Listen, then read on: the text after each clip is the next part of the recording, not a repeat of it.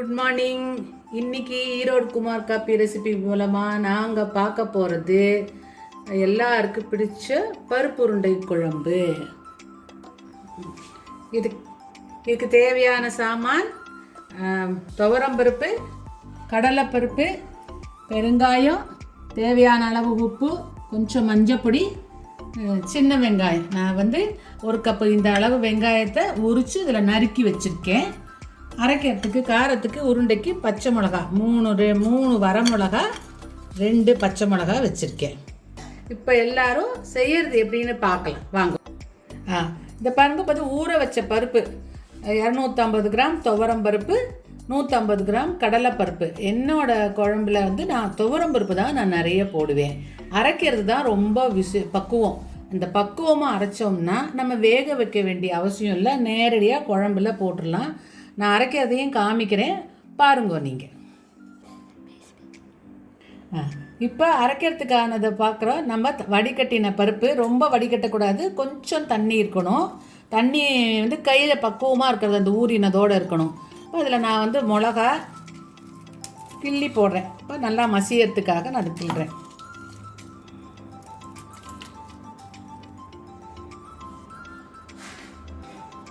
பச்சை மிளகா எல்லாத்தையும் நான் கிள்ளி போட்டுட்டு முதல்ல இதை கொஞ்சம் ஒரு தரம் கொஞ்சம் கூடவா அரைச்சிக்கப்படி வரும். ஏன் அப்படின்னா மிளகா மசியறதுக்காக.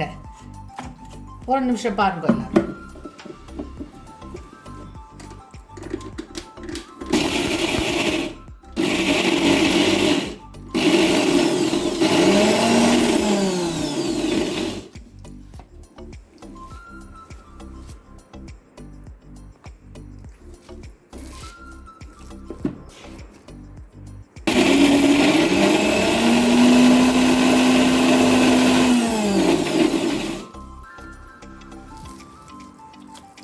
இப்போ பேசணும்.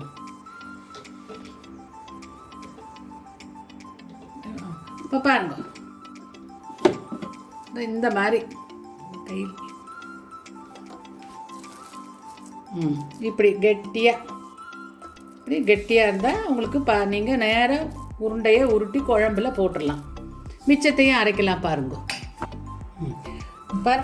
இன்னும் கெட்டியாக அரைச்சிருக்கேன். இதுதான் இந்த பக்குவம். இது இப்படி கெட்டியாக அரைக்கிறதுனால உருண்டை கரையவே கரையாது. இதை தான் நல்ல இந்த டிப்ஸை நீங்கள் நல்லா கவனிச்சுக்கோங்க. கொஞ்சம் கூட பருப்பு எடுத்து மிளகாயும் பச்சை மிளகாயும் சேர்த்து போட்டு ஒரு சுற்று நன்னாவே சுற்றிக்குங்க. அப்போ தான் மிளகா மசியும். அப்புறம் மிச்சம் இருக்கிறதெல்லாம் சின்ன ஜாரை யூஸ் பண்ணுங்க. சின்ன ஜாரை யூஸ் பண்ணலாம். கொஞ்சம் கொஞ்சமாக பொறுமையாக போட்டால் அது யூசர் ஃப்ரெண்ட்லியாக நமக்கு பக்குவமாக அதை அரைச்சி கொடுக்கும். இப்படி இதை கெட்டியாக அரைச்சிக்கணும். மாவு இப்போ பருப்பு கெட்டியாக இருக்கேன்னு நினைக்கக்கூடாது. ஏன்னா நம்ம வெங்காயம் உப்பு போடும்போது கொஞ்சம் நெகிழ்ந்துக்கும். இவ்வளோ வெங்காயத்தையும் போட்டுட்டேன். கொஞ்சம் கலருக்காக மஞ்சப்பொடி போடுறேன். தேவையான உப்பு.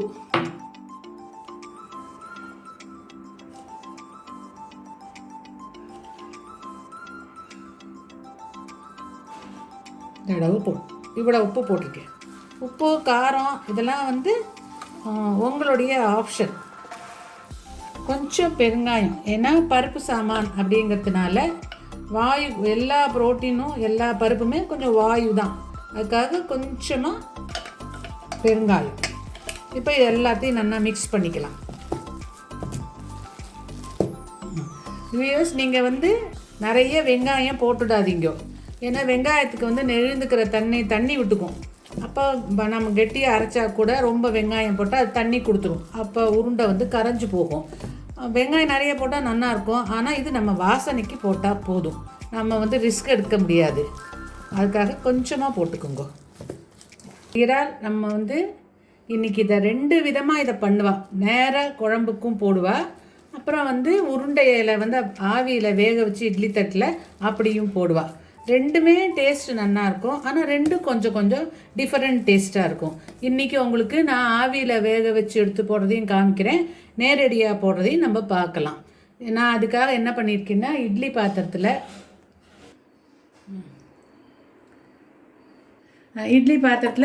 தண்ணி வச்சு தட்டு வச்சுருக்கேன். இதில் நம்ம உருண்டையை உருட்டி வேக வைக்கலாம். பாருங்கள், கொஞ்சம் எண்ணெய் தடவி, இது சும்மா ஒரு பேருக்கு தான் நான் உங்களுக்காக காமிக்கிறேன். இந்த மாதிரி உருண்டை செஞ்சுக்கோங்க, கெட்டியாக இருக்குது.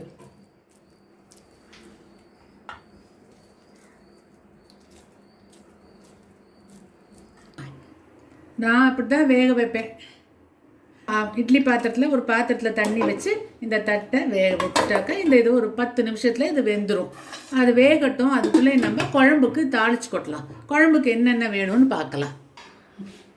இப்போ தேவையானது நான் ஒரு லெமன் சைஸ் அளவுக்கு புளி எடுத்து அதை 1.5 லிட்டர் தண்ணி ஊற்றி கரைச்சி வச்சுருக்கேன். தாளிக்கிறதுக்கு வந்து நல்லெண்ணெய் தான் நல்லா இருக்கும், டேஸ்ட்டாக இருக்கும். கடுகு, வெந்தயம், சாம்பார் பொடி. என்னோடய சாம்பார் பொடி காரமே இருக்காது. அதுக்காகவும் கொஞ்சம் கலருக்காகவும் நான் இந்த காஷ்மீரி சில்லி பவுடர் கொஞ்சம் வச்சுட்டுருக்கேன். வாசனைக்கு கருவேப்பிலை, பெருங்காயம் 4 கட்டி, சின்ன கட்டி. இப்போ வாங்க தாளித்து பார்க்கலாம். ஆனால் பெரிய கடாய் இல்பச்சட்டி எடுத்துகிட்டு இருக்கேன். ஏன்னா இதுக்கு நிறைய தண்ணி ஊற்றுறதுனால உருண்டை கொதிக்கிறதுக்கு இடம் எல்லாம் வேணும். அடி கனமான கடாயாக இருந்ததுன்னா நமக்கு வந்து பருப்பெல்லாம் அடியில் ஒட்டாது. நல்லெண்ணெய் ஊற்றுறேன்.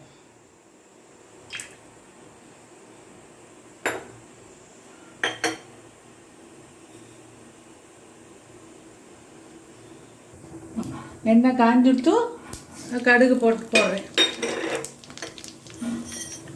வெந்தயம் போடுறேன், கருவேப்பிலை,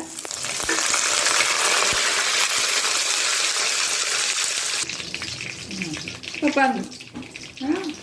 இது ஒன்றும் இந்த எண்ணெயில் நம்ம யூஸ் பண்ணுற சாம்பார் பொடியை போடணும். நான் வந்து 4 ஸ்பூன் போடுறேன். என் சாம்பார் பொடியில் காரமே இருக்காது. 4 பங்கு சாமானுக்கு 1 பங்கு தான் நான் மிளகா வெத்தல் வைப்பேன். அதனால காரமே இருக்காது. கலருக்காக நான் கொஞ்சோண்டு காஷ்மீரி பொடி போடுறேன். கொஞ்சம் காரத்துக்கும் அது காம்பன்சேட் பண்ணிக்கும்.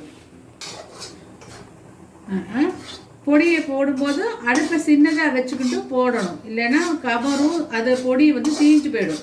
2 நிமிஷம் அதை பொடி நல்லா வறுபடணும். அப்போ தான் பச்சை வாசனை இல்லாமல் நல்லா இருக்கும். சின்னதாக வச்சுக்கணும் அடுப்பை. இப்போ இந்த பாருங்க, குழம்பு அடுப்பை சின்னதாக வச்சுருக்கிறதுனால பொடி தீயாமல் நல்லா ஒன்று போல் வறுபடுறது. இப்போ நம்ம கரைச்சி வச்சுருக்கிற புளி தண்ணியை ஊற்றிடலாம். நான் வந்து 1.5 லிட்டருக்கு மேலே புளி தண்ணி கரைச்சி வச்சுருக்கேன். ஊற்றுறேன் பாருங்க.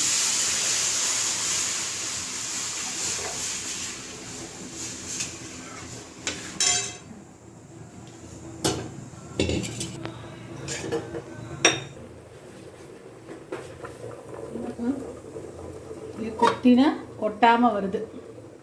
இதுதான் எடுக்கிற பதம். வெந்துருத்து. இதோ உப்பு போடுறேன். நான் இந்த ஸ்பூனால் நான் வந்து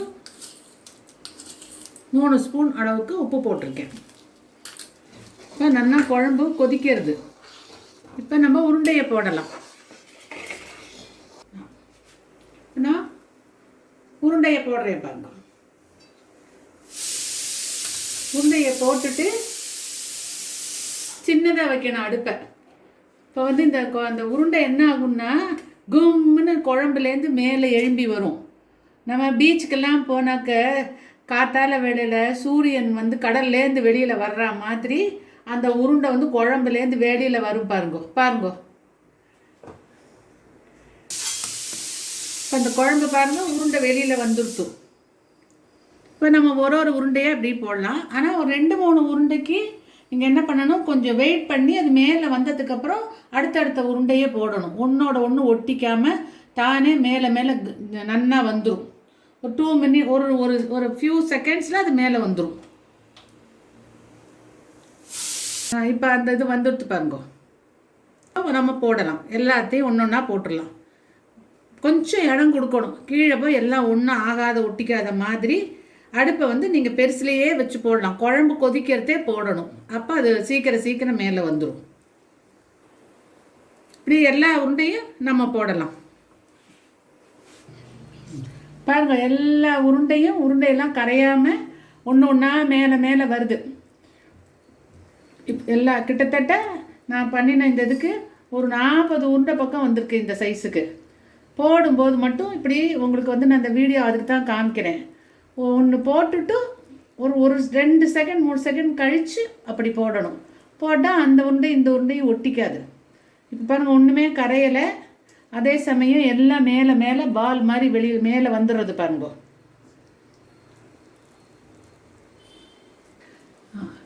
இந்த குழம்புக்கு ஒவ்வொருத்தரும் ஒரு மாதிரி பண்ணுறா. சில பேர் துவரம்பருப்பு கடலைப்பருப்பு சமமாக வச்சுக்கிறா. சில பேர் நிறைய கடலைப்பருப்பு வச்சுக்கிறா. சில பேர் வந்து கடலைப்பருப்பு கம்மியாகவும் துவரம்பருப்பு ஜாஸ்தியாகவும் என்ன மாதிரி வச்சுக்கிறா. எப்படி பண்ணியிருந்தாலும் அது நன்னா இருக்கும். ஏன் கடலைப்பருப்பு நிறைய வச்சுக்கிறான்னா, கடலைப்பருப்புக்கு ஒரு பைண்டிங் தன்மை உண்டு, ஒரு ஹார்டாக இருக்கிற தன்மை உண்டு. நம்ம வந்து எந்த பட்சணம் பண்ணாலும் பஜ்ஜி பக்கோடா எல்லாத்துக்கும் நம்ம கடலைப்பருப்பை யூஸ் பண்ணுவோம், துவரம்பருப்பை யூஸ் பண்ணுறதில்ல. துவரம்பருப்புக்கு ஒரு சாஃப்ட்னஸும் நெகிழ்ந்து போகிற தன்மையும் இருக்கும். ஆனால் கடலைப்பருப்புக்கு என்னடானா ஹார்டாக இருக்கிறது, கிறிஸ்பியாக ஆகிற தன்மை. அதுக்காக எல்லோரும் என்ன பண்ணுவா, கடலைப்பருப்பு யூஸ் பண்ணுவா. ஆனால் கடலைப்பருப்பு என்ன தான் கடலைப்பருப்பு இருந்தாலும் அது கடலைப்பருப்பு வந்து ஹார்ட் டு டைஜஸ்ட்டு. குழந்தையெல்லாம் ஆறாக இருந்தாலும் கூட ஒரு உருண்டை சாப்பிடணுன்னா கடலைப்பருப்புன்னா யோசிப்பா. ஆனால் துவரம்பருப்பு அப்படின்னா அது வந்து கொஞ்சம் சாஃப்டாக இருக்கும், கூட ஒரு உருண்டை சாப்பிட்டாலும் அது கெடுதல் பண்ணாது.